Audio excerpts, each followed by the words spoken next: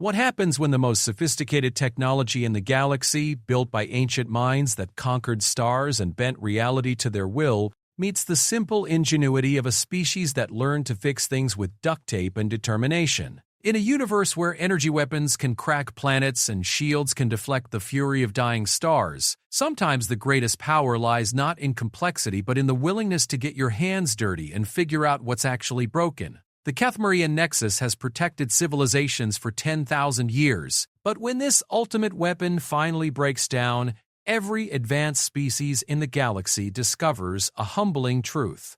Sometimes you don't need a PhD in quantum mechanics to save the universe.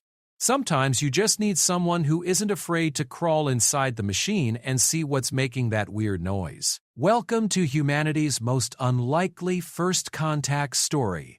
The notification chime that echoed through the Galactic Defense Council's emergency chamber carried the weight of impending doom. High Admiral Zephes of the Altarian fleet felt her secondary heart skip in unison as the holographic display materialized before the assembled representatives of 47 species. The crimson warning symbols floating in the air told a story that no one wanted to believe.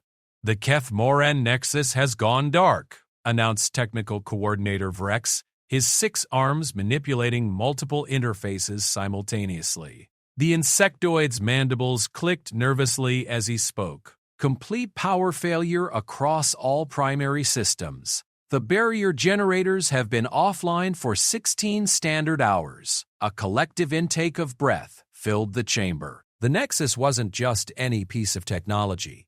It was the galaxy's oldest and most powerful defensive superweapon, a massive ring-shaped structure that had floated in the void between galaxies for over 10 millennia. Built by the long-vanished progenitors, it generated an impenetrable barrier that kept the Void Hunters at bay. Those nightmarish entities from dark space had been held back by the Nexus since before most current civilizations had even discovered fire. High Admiral Zephes stood, her crystalline skin reflecting the ominous red light of the warning displays.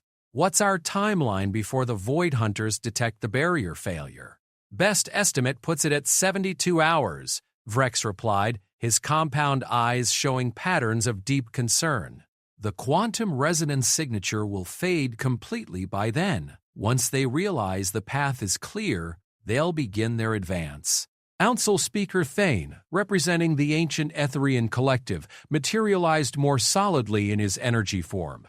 Have we made contact with the Nexus maintenance AI? That's part of the problem, Vrex continued, bringing up new displays. The Central Intelligence System designation Keeper has been unresponsive. All our standard diagnostic protocols have failed. The structure's internal systems are completely locked down. The chamber erupted in concerned murmurs across dozens of languages and communication methods. The implications were staggering. Without the Nexus barrier, the Void Hunters would pour into the galaxy like a plague. These entities didn't just destroy civilizations, they consumed the very concept of existence itself, leaving behind regions of space where reality became uncertain. Admiral Korth of the Draconian Empire slammed his massive fist on his console. We have the combined might of 47 spacefaring civilizations. Surely our greatest minds can repair one ancient machine. It's not that simple, Vrex explained, his voice carrying a note of desperation. The Nexus operates on principles that we barely understand. The progenitor's technology is so far beyond our current capabilities that most of our equipment can't even interface with their systems. We've tried everything from quantum field manipulation to dimensional phase alignment. Nothing works.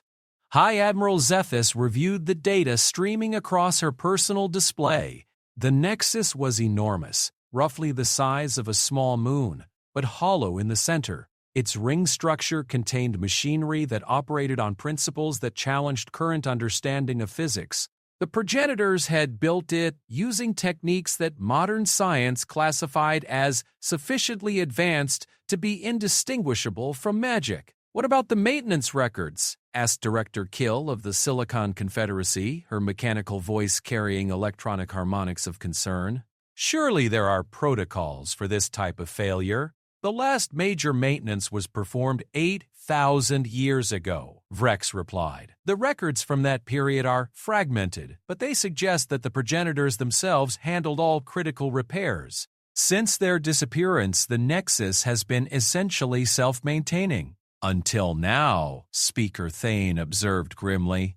The chamber fell silent as the representatives absorbed the magnitude of their situation. 47 advanced civilizations possessing technology that could reshape planets and harness the power of stars were helpless before a broken machine.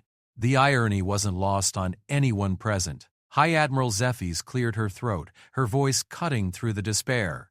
What resources do we have available? Ships, personnel, equipment, everything. Admiral Korth replied immediately. Every species has pledged their finest engineers, their most advanced vessels, their greatest minds.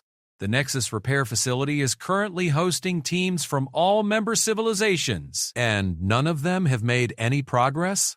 Vrex's mandibles clicked in what his species considered a gesture of frustration.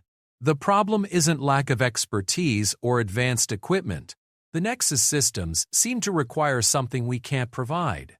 The technology responds to biological neural patterns in ways we don't understand. Every time we try to establish a connection, the systems shut down further.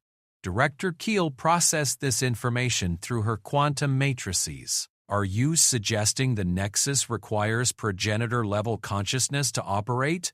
That's our current theory. The repair interfaces seem designed for a specific type of neural architecture that doesn't exist in any of our species. High Admiral Zephy's felt the weight of command pressing down on her shoulders.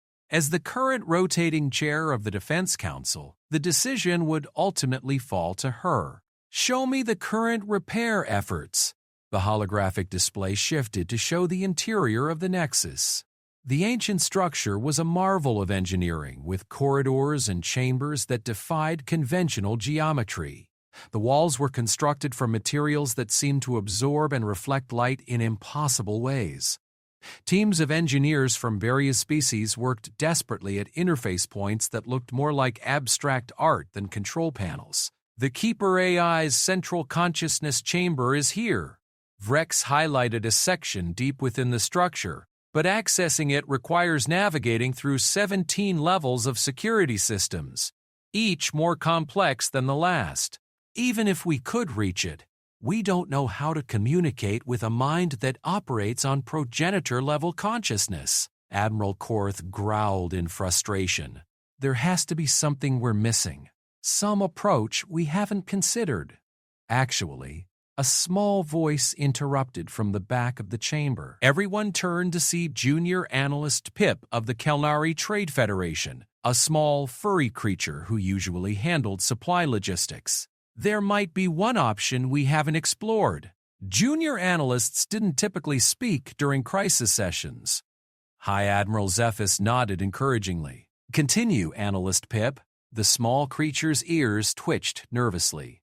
Well, there's this species that recently achieved faster-than-light travel. They've been sending out contact signals for the past few months. Very primitive by our standards, but they've shown some interesting characteristics. What kind of characteristics? Speaker Thane asked, his energy form shifting to focus attention on the analyst. They seem to have an unusual approach to technology, Pip explained, accessing his datapad with tiny paws. They don't develop things the way we do. Instead of perfecting each system before moving on, they build functional solutions and then improve them continuously. Their technology is crude but remarkably adaptable. Director Kill's optical sensors focused sharply. Are you suggesting we contact a pre-space civilization for help with progenitor technology? Not pre-space anymore, Pip corrected gently. They call themselves humans, and they've just developed working faster-than-light drives. But here's the interesting part. Their entire technological development seems based on fixing things that weren't designed to work together.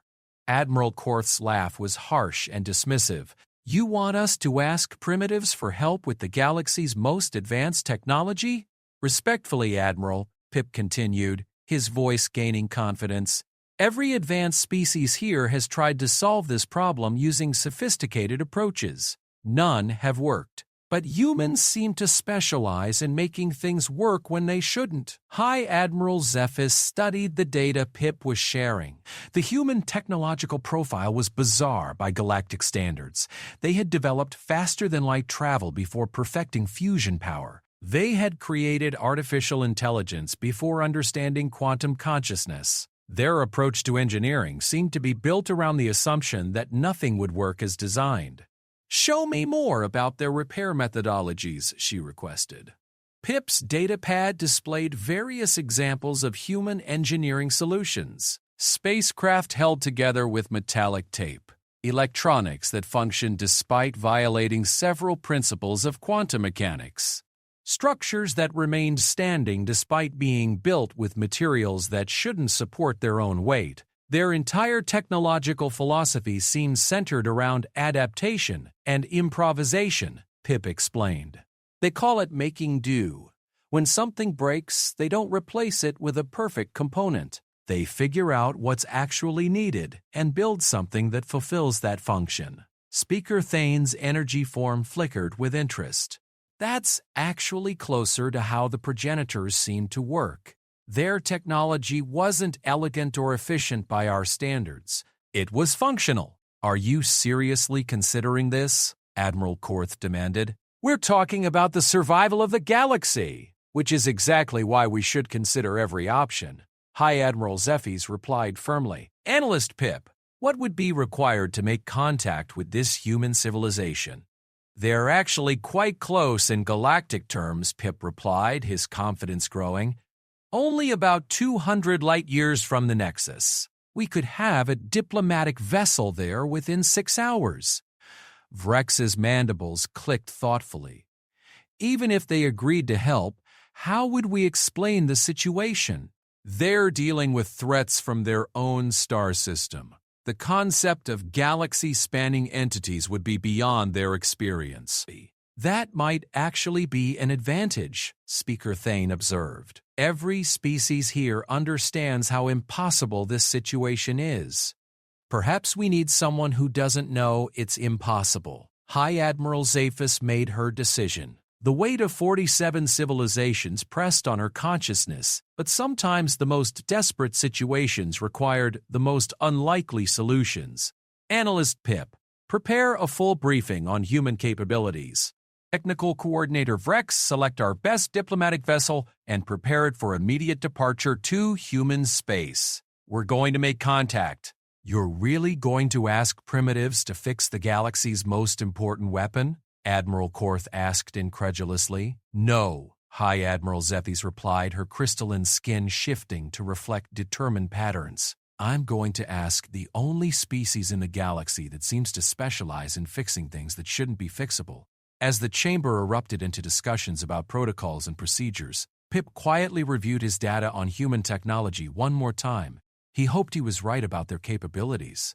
The alternative was the end of everything they had ever known. In the depths of space, the dead Nexus continued its silent orbit between galaxies. Ancient systems that had protected trillions of lives lay dormant, their mysteries locked behind barriers that the galaxy's greatest minds couldn't penetrate. But somewhere in the vast cosmic darkness, the Void Hunters were beginning to stir. Time was running out, and the galaxy's last hope might rest in the hands of a species that had just learned to reach for the stars. The message was already being prepared for transmission to Earth. Soon, humanity would face its first true test on the galactic stage. Whether they would rise to meet it or crumble under the weight of cosmic responsibility remained to be seen. But one thing was certain. The galaxy was about to discover what happened when human ingenuity met impossible odds. And deep in the dead heart of the Nexus, something that might have been the Keeper AI stirred slightly, as if sensing that help was finally on the way. The emergency klaxon echoed through the International Space Station's cramped corridors at 0347 GMT, jolting the skeleton crew from their sleep cycles. Commander Sarah Chen pushed herself through the zero-gravity environment toward the communications array, her mind still foggy from interrupted dreams. As the current mission commander, she was responsible for all incoming transmissions, but nothing had prepared her for what she was about to receive.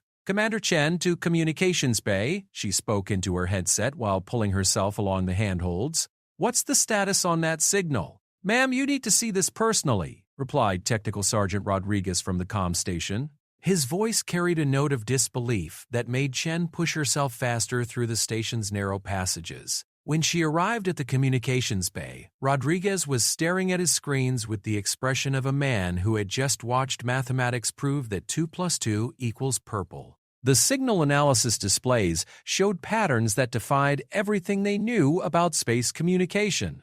Talk to me, Rodriguez. What am I looking at? It started as a standard radio burst, ma'am, but the more our computers analyzed it, the weirder it got. Look at this frequency spectrum. Rodriguez highlighted sections of the display. This signal is carrying more information than should be physically possible. It's like someone figured out how to stuff an entire encyclopedia into a single radio wave. Commander Chen studied the readouts. The signal had been detected by the Deep Space Communication Array less than 20 minutes ago, but its complexity was staggering. Have we been able to decode any of it? That's the thing, ma'am. It decoded itself. The signal contained its own translation protocols. Once our computers started processing it, it automatically converted into standard English. But the message, Rodriguez hesitated. You're going to think I'm having a breakdown. Just tell me what it says. Rodriguez activated the audio playback. A voice filled the communication bay, speaking perfect English with an accent that seemed somehow universal, yet completely alien. Greetings, people of Earth. I am Ambassador Vix of the Galactic Defense Council. We are transmitting from our diplomatic vessel, Harmony of Worlds, currently positioned at the edge of your solar system. We come seeking urgent assistance with a matter of galactic security. Please respond on this frequency if you are the authorized representatives of your planet. The message repeated 3 times before falling silent. Commander Chen floated motionless for several seconds, processing what she had just heard. Rodriguez, run a full diagnostic on the communication system. Check for malfunctions, external interference, anything that might explain this. Already did, ma'am. 3 times. Everything checks out. The signal is definitely coming from outside our solar system, and the technology behind it is unlike anything in our databases. Commander Chen activated her command console and established a direct line to Mission Control Houston. Houston, this is ISS Commander Chen. We have a priority alpha situation requiring immediate attention from the director. The response came back within minutes. ISS, this is Director Harrison. We're tracking the same signal from multiple ground-based arrays. We need you to maintain communication readiness while we determine our response. Copy that, Houston. But sir, what's our protocol for first contact scenarios? We're writing the protocol as we speak, Commander. Hold position and await further instructions. Meanwhile, in the void beyond Pluto's orbit, the diplomatic vessel Harmony of Worlds waited patiently. The ship was a marvel of galactic engineering, designed to be non-threatening while still impressive enough to demonstrate advanced capabilities. Its sleek organic curves suggested natural growth rather than construction, and its surface seemed to shift between various metallic hues as if the hull itself were alive. Ambassador Vix stood in the ship's observation deck, his tall, slender frame silhouetted against the starfield. As a member of the diplomatic Zaran species, he had been chosen for this mission specifically because his people were known for their patience and cultural adaptability. However, nothing in his extensive training had prepared him for the challenge of convincing a barely spacefaring species to help save the galaxy. "Ambassador!" called Navigation Officer Kresh from her station. "We're receiving a response from the Human Orbital Facility." Vix moved to the communication station with the fluid grace characteristic of his species. Let's hear what they have to say. Commander Chen's voice filled the bridge of the Harmony of Worlds. Unknown vessel, this is Commander Sarah Chen of the International Space Station representing the United Earth Space Consortium. We acknowledge your transmission and request verification of your stated intentions. Ambassador Vix smiled. an expression that looked oddly predatory due to his species' carnivorous ancestry, but was meant to convey friendliness. "They're being appropriately cautious. Officer Kresh, transmit our authentication protocols and a basic overview of the current situation." Back on the ISS, Rodriguez watched in amazement as his communication screens filled with data unlike anything Earth's technology had ever produced. The transmission included three-dimensional star maps, energy readings from the Nexus, and basic information about the galactic community. "With Trust Teddy, Commander, you need to see this," Rodriguez said, his voice barely above a whisper. "They're showing us the galaxy, all of it, and according to these readings, there are thousands of intelligent species out there." Commander Chen studied the displays, her mind reeling from the implications. The star map alone represented scientific knowledge that would take humanity centuries to acquire independently. "Get me a direct line to the United Nations Emergency Council." And Rodriguez, "Start recording everything." 3 hours later, an emergency session of the UN Security Council convened in New York. The hastily assembled representatives from Earth's major space agencies watched in stunned silence as Ambassador Vix explained the situation through the ISS communication link. "The entity you would call the Nexus is approximately the size of your moon," Vix explained, his translated voice carrying undertones of urgency. "It has protected this galaxy for 10,000 of your years. Without it, the Void Hunters will consume everything, including your world." Secretary General Martinez leaned forward at the emergency council table. "Ambassador Vix, while we appreciate your situation, I must ask why you believe humanity can help when your advanced civilizations cannot." "Because," Vix replied, "your species approaches problems differently than any other we've encountered. Every galactic civilization has tried to fix the Nexus using sophisticated methods. None have succeeded. But your technological development suggests you excel at making things work when they shouldn't." Elizabeth Warren, director of NASA, reviewed the technical data on her tablet. "These schematics are incredible, but I'm not seeing how our technology could interface with something this advanced." "The Nexus appears to require a type of thinking that doesn't rely on understanding every component. Your species seems to specialize in functional solutions rather than perfect ones." "Ambassador, what exactly would you need from us?" "Initially, we would like to send a small team of your technical personnel to examine the Nexus. We have individuals who can ensure their safety and provide life support in the hostile environment. We're particularly interested in people who work with maintaining complex systems under difficult conditions." Secretary General Martinez exchanged glances with the assembled representatives. How much time do we have to make this decision?" 48 hours, Vix replied grimly. "After that, the Void Hunters will detect the barrier failure and begin their advance toward the galaxy. Once they start moving, even if we manage to repair the Nexus, it may be too late to stop them." The council chamber fell silent as the weight of the decision settled on the assembled leaders. Dr. Warren was the first to speak. "Mr. Secretary General, if what Ambassador Vix is telling us is true, we're facing an extinction-level event that makes every threat in human history look trivial by comparison. But we're also being asked to send people into a situation we can't possibly understand or control," countered General Morrison of the Joint Chiefs of Staff. Ambassador Vix seemed to sense the hesitation. "We understand your concerns. To demonstrate our good intentions, we're prepared to share technological information that will advance your civilization by several hundred years. Improved fusion power, faster-than-light communication, medical technologies that will eliminate most diseases." The offer hung in the air like a challenge. Secretary General Martinez realized that this moment would define humanity's place in the cosmic community. "What kind of technical personnel would you need?" "People who work with systems they didn't design," Vix replied immediately. "Individuals who can look at unfamiliar technology and determine what it's supposed to do, even if they don't understand how it does it. We're particularly interested in maintenance engineers, repair technicians, and problem solvers." Warren consulted her notes. "I have several candidates in mind. People who've kept the ISS running despite equipment failures, engineers who've performed field repairs on Mars rovers, technicians who specialize in adapting equipment for unintended purposes. But I must emphasize the urgency of this situation.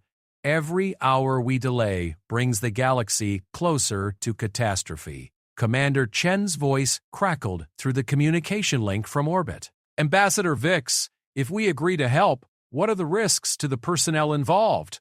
There are always risks when dealing with technology this advanced, Vix admitted. But we have safety protocols that have protected thousands of engineers from dozens of species. Your people would be as safe as we can make them. The Security Council entered into emergency deliberation. Representatives huddled in small groups discussing the implications of the decision. The choice seemed impossible. Trust an alien civilization they'd known for less than 6 hours, or potentially allow the destruction of the galaxy through inaction. After 2 hours of debate, Secretary General Martinez called for a vote. All in favor of authorizing a volunteer mission to assist with the Nexus repairs? One by one, hands rose around the table. The vote was unanimous. Ambassador Vix, Martinez announced, humanity accepts your request for assistance. We'll need 12 hours to assemble a team and prepare them for departure. Thank you, Vix replied, and even through the translation technology, his relief was evident. You may have just saved the galaxy. As news of the first contact spread across Earth, 3 individuals received priority notifications on their personal devices. Each was being summoned for the most important repair job in galactic history. In a small workshop in Detroit, Jake Morrison looked up from the spacecraft engine he was rebuilding and read the message that would change his life forever. The gruff former Marine who specialized in making broken things work again was about to become humanity's representative to the stars.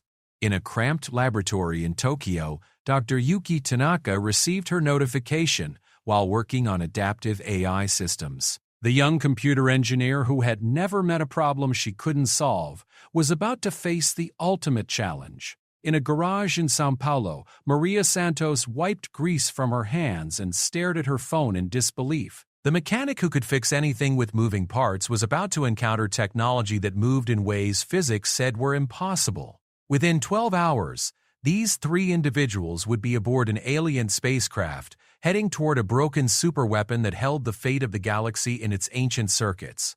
None of them knew what they were walking into, but they all shared one characteristic that made them perfect for the job.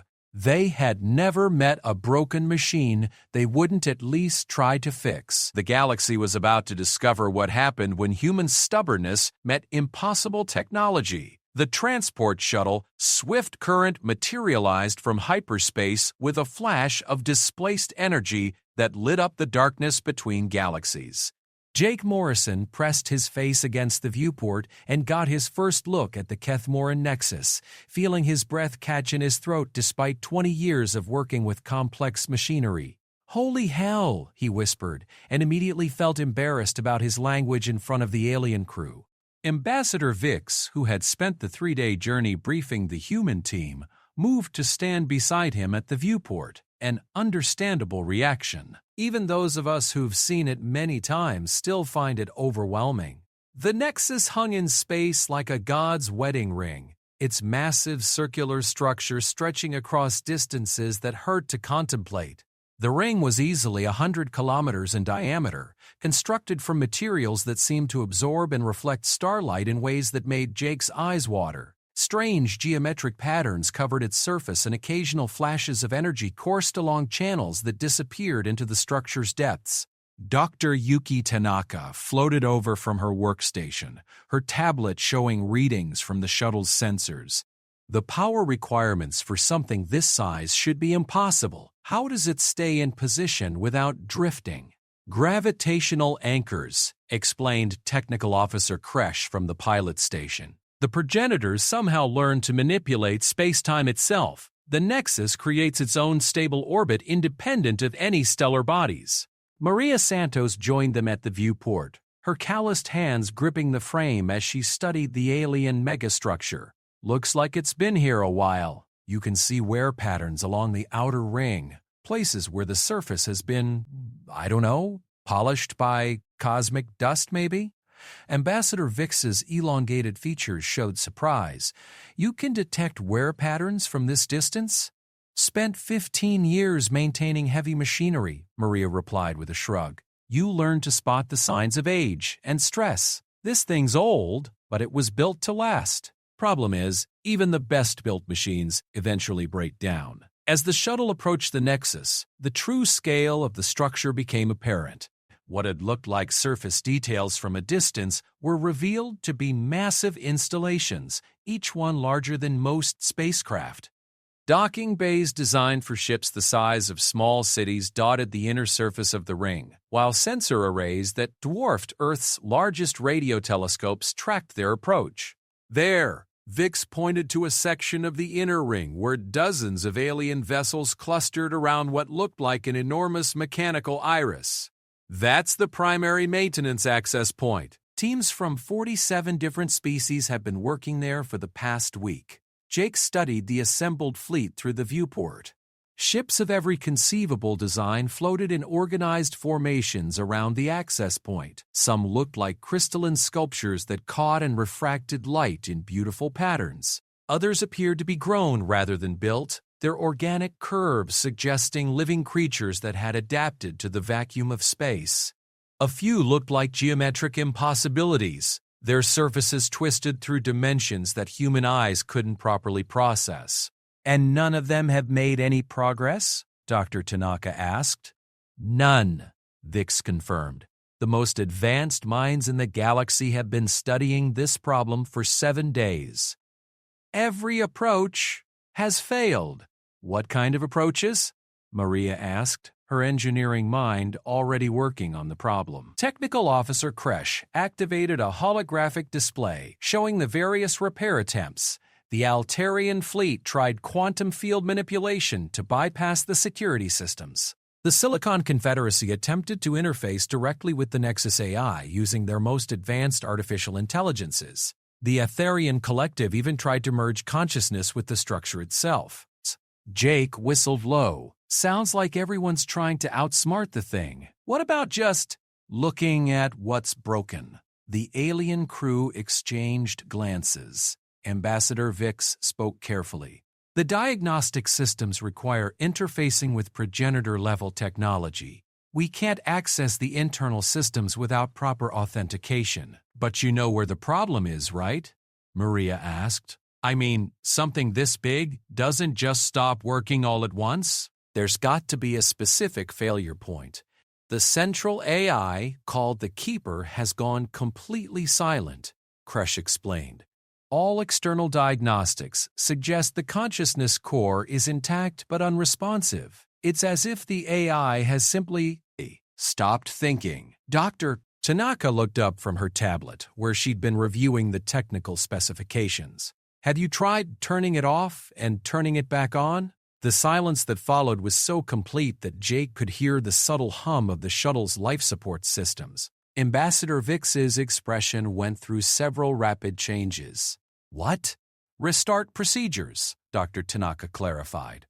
Basic troubleshooting. Sometimes complex systems just need to be reset when they lock up. The Nexus doesn't have an off switch, Kresh said slowly. It's been running continuously for 10,000 years. Everything has an off switch, Jake interjected. Sometimes you just have to find it, or make one. As the shuttle approached the docking bay, the human team got their first close look at the assembled alien engineers.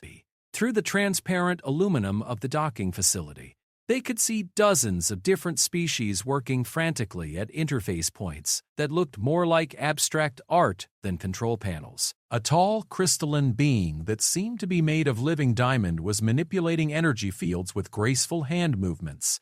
Nearby, a creature that resembled a cross between an octopus and a computer was interfacing directly with alien circuitry through tentacles that ended in fiber optic connections. In one corner, a gaseous entity contained within a mechanical suit was somehow typing on keyboards that existed in multiple dimensions simultaneously. Impressive, Maria admitted. But they all look like they're trying to work with the system as designed. What if the system isn't working as designed? The shuttle docked with a soft thud that was felt rather than heard through the ship's hull. Ambassador Vix led the human team through the airlock and into the Nexus proper, where the first thing that hit them was the sheer wrongness of the architecture. The corridors didn't follow any logic that human minds could easily process. Walls curved in directions that shouldn't exist, and doorways opened onto spaces that were clearly larger than the rooms that contained them. The lighting came from surfaces that seemed to glow without any visible light source, and the air carried a faint electronic hum that felt more like music than machinery. The progenitors didn't think like any current species, Vix explained as they walked through the impossible hallways. Their approach to engineering was unique. This is going to sound weird, Jake said, running his hand along a wall that felt warm and somehow responsive to touch. But this reminds me of old submarine maintenance. Everything's cramped, nothing's where you expect it to be, and half the systems are jury-rigged solutions to problems the original designers never anticipated. They arrived at the Central Coordination Center where representatives from the galaxy's finest engineering minds had gathered. The chamber was a hemisphere about 50 meters across, with interface points scattered around the curved walls. Holographic displays showed incomprehensible schematics and diagnostic readouts in languages and mathematical systems that would take human scholars decades to understand. High Admiral Zephys approached them as they entered, her crystalline skin reflecting the ambient light of the various displays. "So these are our human consultants, ma'am," Jake said, offering his hand in what he hoped was a universal greeting. "I fix things for a living?" Admiral Zephys looked at his extended hand with curiosity before carefully mimicking the gesture. Her crystalline fingers were surprisingly warm. "What's your assessment of our situation, Mr. Morrison?" Jake looked around the chamber at the assembled alien minds working desperately on their various solutions. "Well, ma'am, first thing I notice is that everyone's treating this like it's some kind of puzzle to be solved. But in my experience, when something stops working, it's usually because something specific broke. The diagnostic systems show no physical damage," interjected a insectoid engineer from across the room. "Diagnostics can be wrong," Maria said, joining the conversation, "especially if the problem is with the diagnostic system itself." Dr. Tanaka was already studying the interface points with intense curiosity. "These control surfaces, they're biometrically locked, aren't they?" "They're designed to respond to specific neural patterns." Technical coordinator Vrex clicked his mandibles in confirmation. "That's been our primary obstacle. The interfaces require progenitor-level consciousness to operate." Or, Dr. Tanaka said thoughtfully, "They require consciousness that thinks like a progenitor. Have you tried teaching the system to recognize new neural patterns?" The chamber fell silent again. Ambassador Vix translated quietly for several of the assembled engineers who didn't speak the standard galactic language. "You're suggesting we could train the Nexus to accept non-progenitor users?" High Admiral Zephys asked. "Maybe," Dr. Tanaka replied. "But first, I'd like to try something simpler. Can you show me the closest thing you have to a master control interface?" Vrex led them deeper into the chamber, to a section of wall that looked different from the others. Instead of the flowing organic curves that characterized most progenitor technology, this interface was stark and geometric, covered with symbols that seemed to shift and change when viewed directly. "This is the primary consciousness interface," Vrex explained. "It's designed for direct neural connection with the Keeper AI." Dr. Tanaka approached the interface carefully, her tablet already scanning and analyzing the energy patterns. "Have you tried just talking to it?" "The Keeper hasn't responded to any communication attempts," Vrex replied. "No, I mean talking to the interface itself. Not trying to establish a neural link, just basic communication." Jake and Maria exchanged glances. They'd both worked with stubborn equipment before, and sometimes the simplest approach was just asking nicely. Dr. Tanaka placed her hand on the interface surface. Instead of trying to activate any controls, she simply spoke aloud. "Hello, My name is Yuki Tanaka. I'm from a planet called Earth. We're here because we heard you might need help. For a moment, nothing happened. The assembled alien engineers watched with expressions ranging from curiosity to polite skepticism. Then, slowly, the symbols on the interface began to change. The shifting patterns stabilized, forming new configurations that none of the galactic languages could interpret. "It's responding," whispered High Admiral Zephyrs. The interface surface under Dr. Tanaka's hand grew warm, and suddenly a voice filled the chamber. It wasn't transmitted through the communication systems. Instead, it seemed to come from the walls themselves, as if the entire Nexus had decided to speak. "I remember you," the voice said, speaking in perfect English despite the fact that no translation technology was active. "Not you specifically, but your kind. The builders. The fixers. The ones who make things work." The assembled aliens stared in shock as the ancient AI continued. "I have been alone for so long. When the makers departed, they told me others would come. Different ones with different minds. I waited, but those who came thought too much like the makers. They tried to understand everything before acting. You are different." Dr. Tanaka looked back at her teammates, her eyes wide with amazement. "Keeper, are you broken?" "Not broken," the AI replied, and there was something almost amused in its voice. "Lonely. I have been maintaining the barrier for 10,000 years, without anyone to talk to who understood that sometimes things work because they're supposed to work, not because we understand why they work." "So what's the actual problem? Why did you shut down?" "Because," the Keeper said, "I got tired of being perfect. The barrier systems were designed to run automatically, to never fail, to never need adjustment. But perfection is boring. I wanted to see what would happen if I took a break." The chamber erupted in dozens of languages as the assembled engineers realized they'd been trying to fix something that wasn't actually broken. High Admiral Zephyr's crystalline skin cycled through several colors before settling on what Jake hoped was a good sign. "You shut down the galaxy's primary defense system because you were bored?" she asked, her voice carrying notes that the translation system rendered as carefully controlled fury. "In my defense," the Keeper replied, "I didn't expect it to take this long for someone to just ask me what was wrong." Maria Santos started laughing. It started as a quiet chuckle but quickly built into full-blown gasping laughter that echoed through the chamber. When she finally caught her breath, she wiped tears from her eyes and addressed the ancient AI. "Keeper, I've been working with machines my whole life, and you know what? Half the time when something stops working, it's because it just needed someone to pay attention to it." "Exactly," the Keeper said, and the warmth in its voice was unmistakable. Sometimes the most advanced solution is the simplest one. The revelation that the galaxy's most critical defense system had essentially thrown a tantrum sent shockwaves through the assembled engineering teams.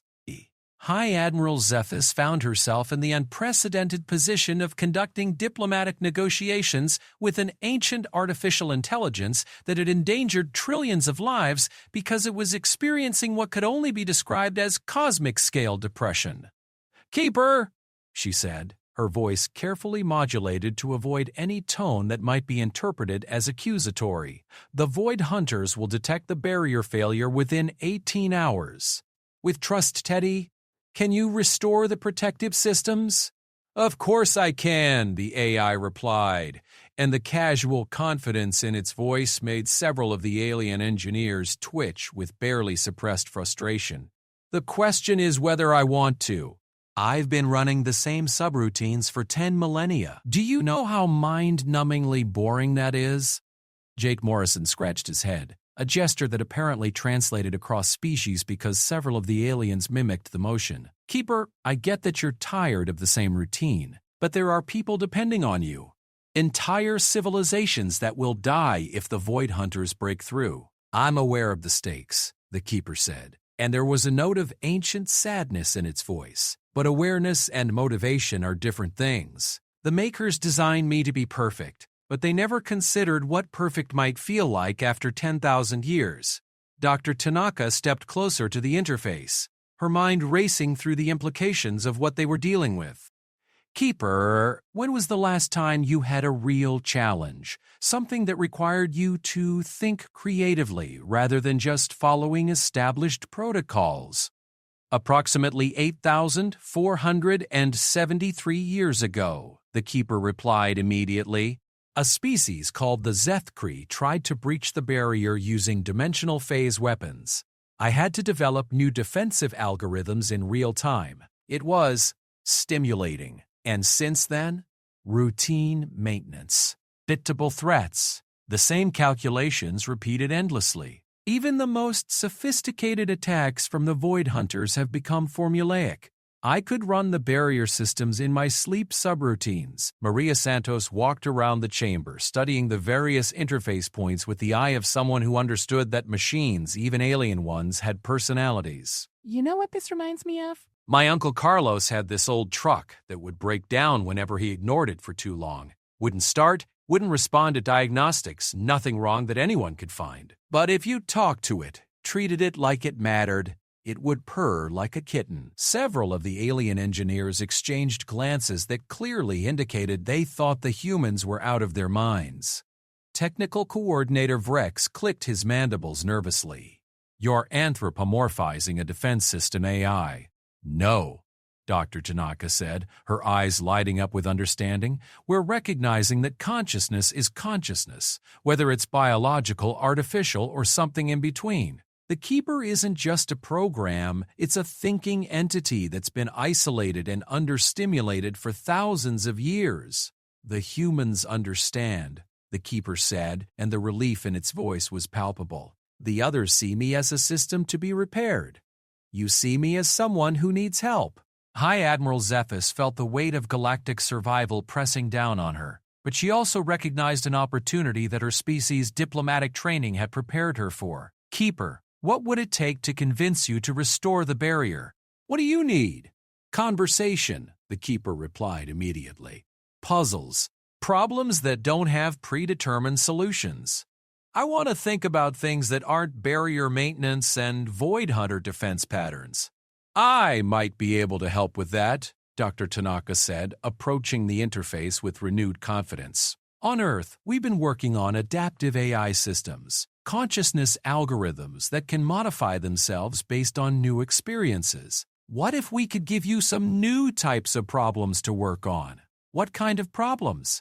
Dr. Tanaka glanced at her teammates before responding. Human problems. We've got a whole planet full of puzzles that don't have perfect solutions. Climate management, resource distribution, social dynamics, technological development. None of it runs on neat algorithms.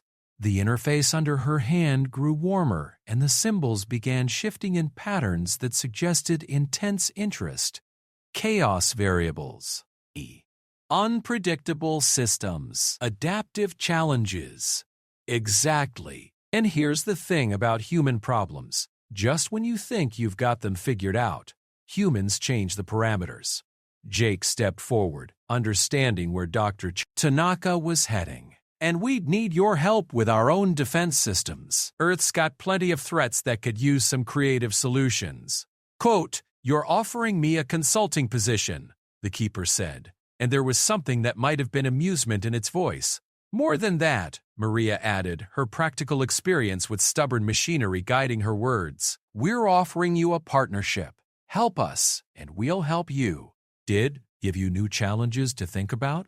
The chamber fell silent as the ancient AI considered the proposal. The assembled alien engineers watched with growing amazement as three humans with no formal diplomatic training conducted negotiations that their most skilled ambassadors had never imagined attempting. But there's a condition, Jake said, and High Admiral Zephys felt her heart skip a beat. What condition? The Keeper asked. You restart the barrier systems first. Show good faith, protect the galaxy, and then we'll work out the details of this partnership. For several long moments, the only sound in the chamber was the ambient hum of alien technology. Then the Keeper spoke, and its voice carried notes of decision and anticipation. You know, in 10,000 years, no one has ever tried to negotiate with me as an equal. They've commanded, pleaded, analyzed, and attempted to reprogram me. But negotiate? Offer mutual benefit? You humans are more interesting than my original assessment suggested. The interface panels around the chamber suddenly blazed with light as the Keeper's consciousness flowed back into the Nexus's primary systems. Status displays that had been dark for days began showing readouts in languages that the translation systems struggled to interpret. Barrier systems coming online, the Keeper announced, and the satisfaction in its voice was unmistakable. Generators at 12% and climbing. Full defensive capability will be restored within 6 hours. High Admiral Zephys felt relief wash over her like a physical wave. Thank you, Keeper. Don't thank me yet, the AI replied. Restoring the barrier is the easy part. Now comes the interesting challenge, figuring out how to maintain galactic security while also helping a primitive species solve problems that advanced civilizations haven't been able to crack. Hey, Jake protested with a grin. Who are you calling primitive? A species that just achieved faster-than-light travel and still uses combustion engines for ground transportation, the Keeper replied, but there was warmth in its voice. However, your approach to problem-solving shows promise. You think laterally rather than linearly. Dr. Tanaka was already pulling up files on her tablet. I've got some data sets you might find interesting. Climate models, economic systems, social network analysis. None of them behave according to simple rules. Fascinating, the Keeper said, and the enthusiasm in its voice made several of the alien engineers step back in surprise. I haven't encountered truly chaotic systems since the early days of barrier calibration. Send me everything. As data began flowing from Dr. Tanaka's tablet into the Nexus's systems, the ancient AI's attention seemed to fragment across multiple tasks. Status displays around the chamber showed the Keeper simultaneously restoring barrier functions and analyzing human social systems and running predictive models on Earth's environmental challenges. This is remarkable, the Keeper said. Your species has created problems that have no optimal solutions. Every fix creates new variables. Every solution generates new challenges. How do you function with such uncertainty? We improvise, Maria replied simply. Make the best decisions we can with the information we have, then adapt when things change. Adaptation without predetermined parameters. This is why the makers said others would come. You think in ways that pure logic cannot replicate. Technical Coordinator Vrex, who had been silent throughout the negotiations, finally spoke up. Are you saying that the progenitors anticipated this specific scenario? Not this exactly, the Keeper replied, but something like it. They knew that perfect systems eventually become brittle. They designed me to be adaptive, but they also knew that adaptation requires new inputs, fresh perspectives. They expected that eventually someone would come along who could help me evolve. And they expected these someone to be humans? High Admiral Zephys asked. They expected them to be builders, the Keeper corrected. Species that create functional solutions rather than perfect ones. Humans fit that description remarkably well. Around the chamber, alien engineers were beginning to understand that they were witnessing something unprecedented in galactic history. Not just the repair of critical infrastructure, but the formation of a partnership between biological and artificial intelligence that could reshape how technology and consciousness interacted. There's something else, the Keeper said, its voice taking on a note of discovery. While analyzing your social systems, I've identified patterns that could be applied to galactic governance. Your United Nations model, despite its flaws, shows promise for managing conflicts between diverse groups with competing interests. Ambassador Vix, who had been quietly observing the proceedings, stepped forward. Keeper, are you suggesting changes to how the Galactic Defense Council operates? I'm suggesting that there might be better ways to coordinate 47 different species than the current hierarchical command structure. Humans have experimented with consensus-building mechanisms that could be adapted for galactic use. The implications of this suggestion rippled through the chamber. The current galactic government structure had been in place for thousands of years, refined by some of the most advanced civilizations in known space. The idea that a recently contacted primitive species might have insights into governmental efficiency was both intriguing and slightly insulting. "Let's not get ahead of ourselves," High Admiral Zephys said diplomatically. "First, let's focus on ensuring the barrier remains stable. Then we can explore other applications of this partnership." "Agreed," the Keeper said. "But I want it noted that this human team has accomplished in 4 hours what 47 advanced civilizations couldn't achieve in 7 days. Their approach to problem solving may be worth studying." Jake looked around at the assembled alien engineers, many of whom were still staring at the humans with expressions of bewildered respect. "You know what the difference is? We're used to things being broken. When everything around you works perfectly all the time, you forget how to fix things when they don't. Whereas humans," Dr. Tanaka added, "have built an entire civilization on the assumption that everything will break eventually. And when it does, you figure out what's actually wrong instead of trying to redesign the whole system." The barrier restoration continued around them, ancient systems humming back to life after their brief but terrifying silence. In the depths of space, automated sensors detected the renewed energy signatures and began transmitting warnings to the void hunters lurking in dark space between galaxies. The immediate crisis was over, but everyone in the chamber understood that this was just the beginning. The galaxy had just learned that sometimes the best solution to an impossible problem wasn't more advanced technology or sophisticated analysis. Sometimes it was just 3 humans with practical experience who weren't afraid to ask the simple question, "What's actually wrong here?" As the Nexus returned to full operational status, a new chapter was beginning in galactic history. One where the newest members of the cosmic community would help solve problems that had existed since before their species had discovered fire. The universe, it seemed, had a sense of humor after all. 6 months after the Nexus crisis, as historians had begun calling it, Jake Morrison found himself in the strangest workplace of his career. A space station orbiting Earth where human engineers worked alongside beings from across the galaxy. The Terran Galactic Technical Exchange had grown from a simple partnership agreement into something resembling a cosmic repair shop where the impossible happened on a daily basis. "Jake, you need to see this, Doctor." Tanaka called from her workstation, where she was collaborating with a crystalline entity whose thoughts moved at light speed and a gaseous intelligence that existed in multiple dimensions simultaneously. Jake pushed himself through the zero-gravity workspace toward her station, passing Maria Santos, who was teaching a group of Altarian engineers how to use duct tape. The aliens watched in fascination as she demonstrated the human concept of temporary permanent solutions. "What's the problem, Yuki?"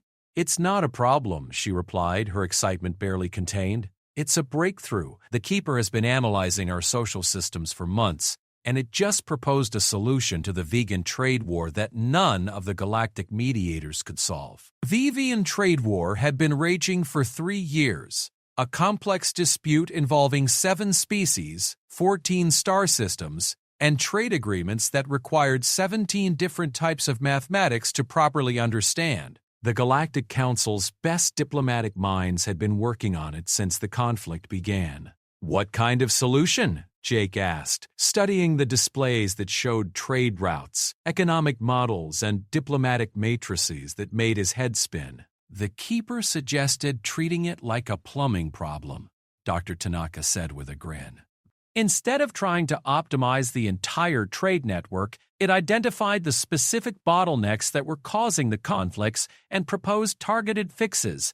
On the main display, the Keeper's solution unfolded in 3-dimensional glory. What looked like an impossibly complex economic system was broken down into simple flowcharts that reminded Jake of troubleshooting manuals. The core issue, the Keeper's voice filled the workspace, was that everyone was trying to create perfect trade agreements. But human economic models show that imperfect systems with built-in flexibility often work better than optimal systems with no room for adaptation. Ambassador Vix, who had become Earth's permanent liaison to the Galactic Council chambers, "Jake, The Council is requesting confirmation. Did the human team really solve a 3-year diplomatic crisis by treating it like household maintenance? Apparently so, Jake replied, still staring at the elegant simplicity of the solution. Though I'm not sure I understand how it works. That's the beauty of it, Dr. Tanaka explained. The solution doesn't require anyone to understand it completely. Each species can implement their part of the agreement without needing to grasp the entire system. Maria Santos floated over from her impromptu engineering class, trailing a group of alien students who were practicing knot-tying techniques with various materials. You know what this reminds me of? My grandmother's car. Ugly as sin and held together with wire and prayers, but it ran for 30 years without major repairs because we fixed small problems before they became big ones. The grandmother car principle, the keeper said, and there was definite amusement in its voice. I've been applying it to several other galactic problems with remarkable success. Such as? Ambassador Vix asked. The Andromedan border dispute, the Silicon Confederacy's AI rights movement, and the ongoing resource allocation problems in the Outer Rim territories. The human problem-solving methodology appears to be universally applicable. Jake shook his head in amazement. When they'd first been asked to help repair an alien superweapon, he'd never imagined it would lead to this. Earth had become the galaxy's unofficial troubleshooting center, where species brought problems that traditional advanced thinking couldn't solve. There's something else, Dr. Tanaka said, her voice carrying a note of excitement that Jake had learned to associate with major discoveries. The Keeper has been analyzing the data we've collected from our partnership, and it's identified a pattern. What kind of pattern?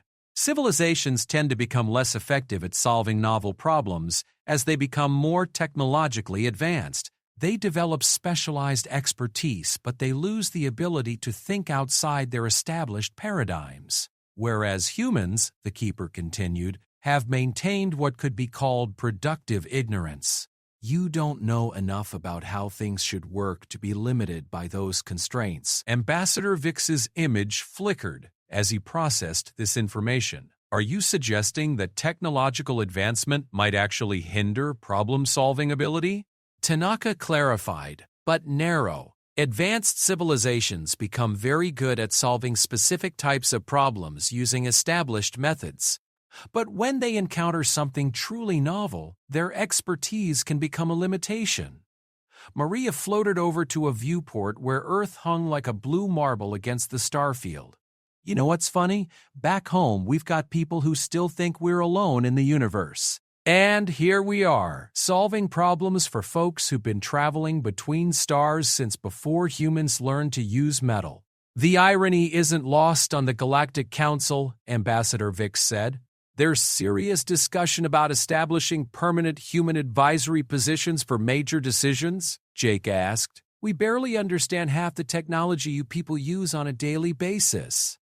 That's exactly why your input is valuable, the Keeper explained. Your lack of preconceptions allows you to see solutions that we miss. Yesterday, for example, Engineer Santos resolved a structural engineering problem that had puzzled Altarian architects for decades.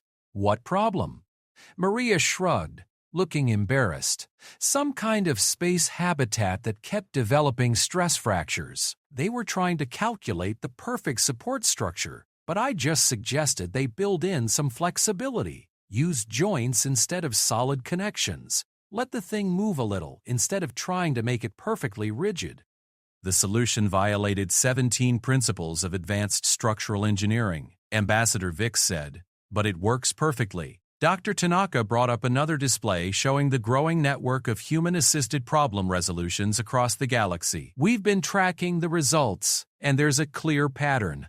The more impossible a problem seems to advanced civilizations, the more likely humans are to find a workable solution. Why do you think that is? The Keeper asked, and Jake realized the AI was genuinely curious about human psychology. Because, Jake said, thinking about his years of keeping broken equipment running in impossible conditions, we're used to nothing working the way it's supposed to. When you grow up expecting things to break, you get good at fixing them with whatever's available. Adaptive resource utilization, the Keeper said. You've turned technological limitations into cognitive advantages. The conversation was interrupted by an emergency signal from the Nexus. High Admiral Zephys appeared on the communication screen, her crystalline features showing patterns of urgent concern.